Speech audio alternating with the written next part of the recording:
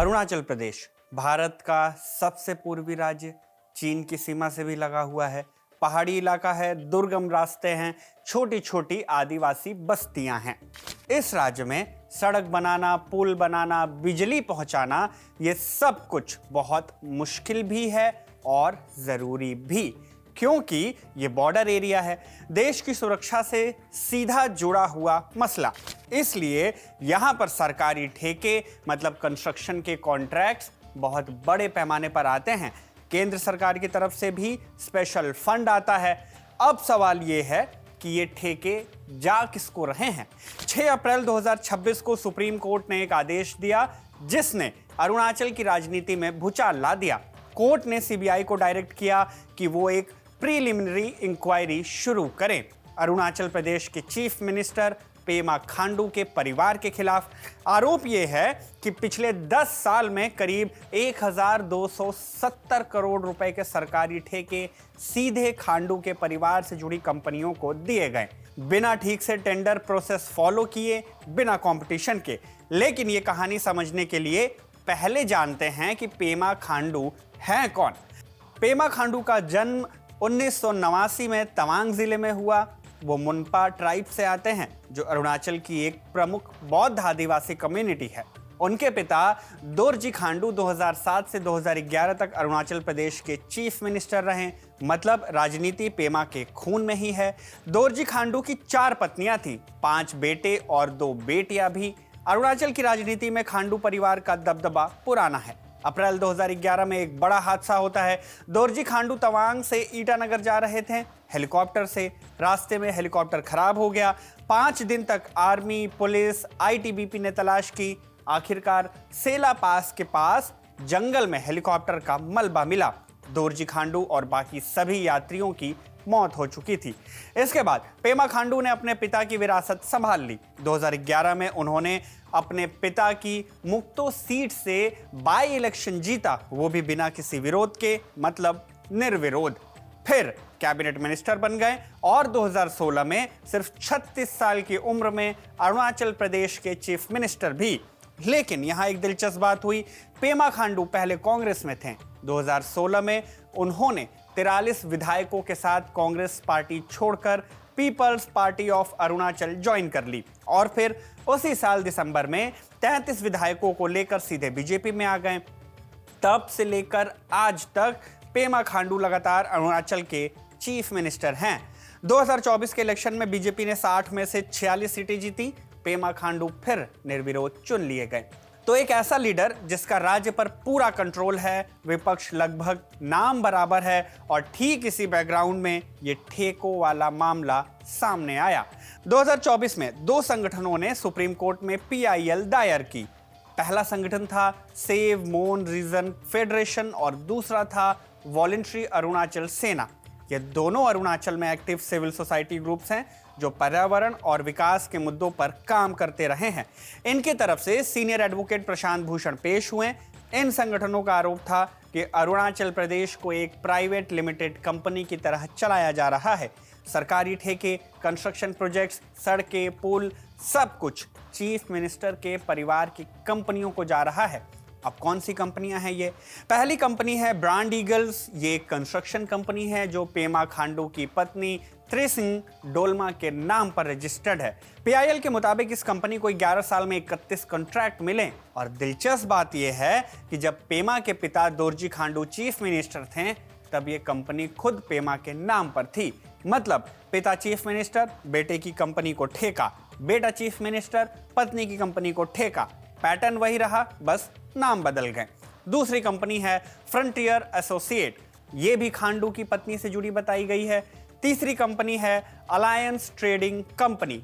इसके मालिक हैं त्रिसिंग ताशी जो पेमा खांडू के भतीजे हैं। और ये सिर्फ बिजनेसमैन नहीं है, ये तवांग जिले से विधायक भी हैं। मतलब परिवार का एक और मेंबर जो सत्ता में भी है और ठेके भी ले रहा है।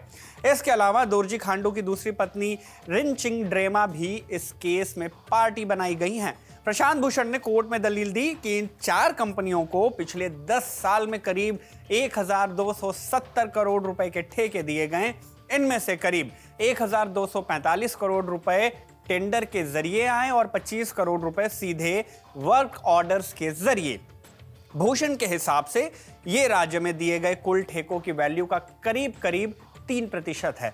अब 3% सुनने में कम लग सकता है, लेकिन अगर एक ही परिवार की 4 कंपनियां पूरे राज्य के 3% ठेके उठा रही हैं तो ये कोई सामान्य सी बात नहीं है। पीआईएल में एक और गंभीर बात उठाई गई। 59 वर्क ऑर्डर्स ऐसे थे जिनकी कुल वैल्यू करीब 16.83 करोड़ रुपए आंकी गई, जो कि बिना टेंडर के सीधे दे दिए गए।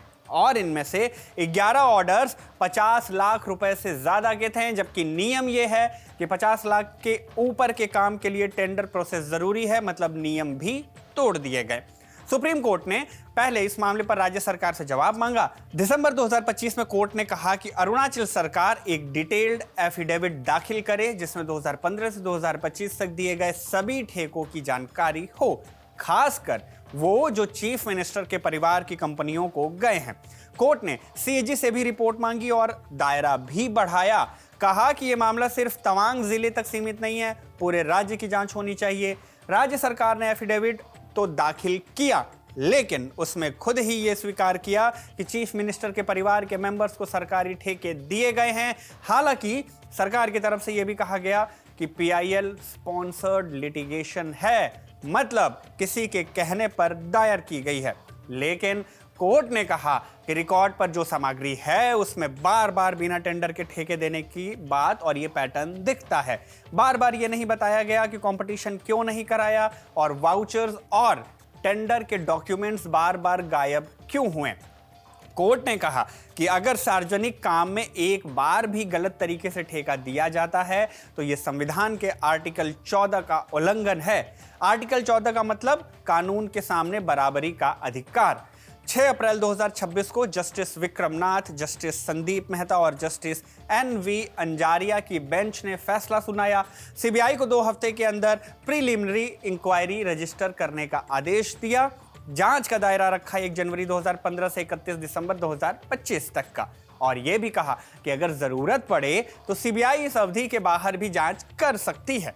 सीबीआई को 16 हफ्ते में कोर्ट के सामने स्टेटस रिपोर्ट अब पेश करनी होगी। कोर्ट ने राज्य सरकार को भी सख्त निर्देश दिए। चीफ सेक्रेटरी को 1 हफ्ते में एक नोडल ऑफिसर नियुक्त करना होगा जो सीबीआई के साथ कोऑर्डिनेट करे। 4 हफ्ते में सारे रिकॉर्ड सीबीआई को देने होंगे। मंजूरी के आदेश, tender documents, bill, voucher, e procurement का डेटा, सब कुछ। और सबसे अहम बात तो ये कि कोर्ट ने कहा है कि कोई भी रिकॉर्ड नष्ट नहीं किया जाएगा। हालांकि कोर्ट ने यह भी साफ किया कि यह आदेश किसी के खिलाफ दोषी होने का फैसला नहीं है, यह सिर्फ यह तय करने के लिए है कि क्या इस मामले में डिटेल जांच की जरूरत है या फिर नहीं।